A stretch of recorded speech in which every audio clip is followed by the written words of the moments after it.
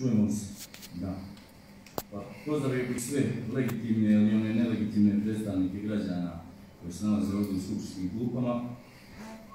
I Narodna skupština Republike Srpske u svakom sazivu ima potpredsjednika iz reda opozicije. Mi ovdje imamo mogućnost po poslovniku da imamo 2 potpredsjednika skupštine i zašto ne bi bio jedan iz reda opozicije.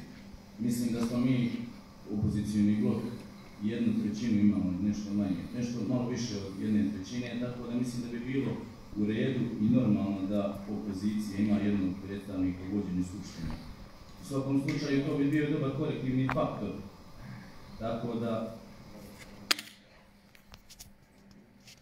u svakom slučaju to bi dobar bio korektivni faktor, jer ne treba nam ovdje jednu. U svakom slučaju tu smo da pritisnemo restart, da počnemo iz početka da radimo za dobrobit građana, pa tako moramo da počnemo i od konstituisanja skupštine.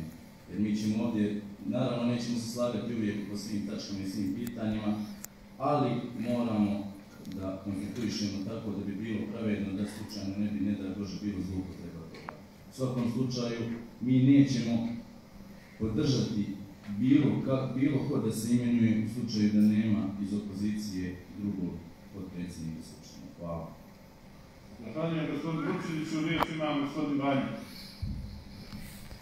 Hvala gospodine predsjedniče, ja sam želim da vam kažem na krivi navod, a tiče se načina izbora potpredsjednika skupštine. Dakle, ne zavisi mjesto predsjednika skupštine od broja odbornika unutar nekog odborničkog kluba ili na kraju krajeva nezavisnih ili neke grupe odbornika, nego zavisi isključivo od toga koje je mogućnosti da obezbijedi skupštinsku većinu. Prema tome, u ovom slučaju je potpuno ispoštovan zakon o lokalnoj samoupravi, statut grada Trebinja, kao i poslovnik o radu Skupštine grada Trebinja. Hvala. Replika gospodin Vukčević. Pa nisam ja ne rekao da je nešto prekršeno ovdje, nego čisto prijedlog da bi se moglo da bi bilo korektno i normalno. Tako da ne vidim stvarno razlog za povredu poslovnika. Hvala. Hvala lijepo. Ima li još neko? Gospodin Vanja, izvolite.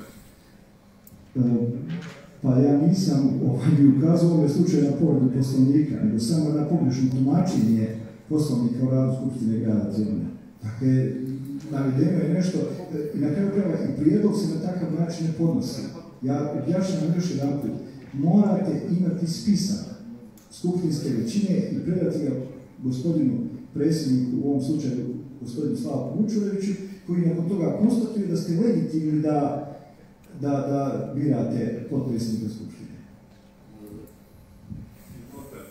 Gospodin Vučević, A ja se ovdje obraćam skupštinskoj većini, ne obraćam se, ja ne znam kome, nego skupštinska većina da predloži da bi neko bio iz opozicije tu, da bi bio korektivni faktor i da bi jednostavno, ako mi imamo trećinu, da bi bilo ok i normalno u tom slučaju. Hvala.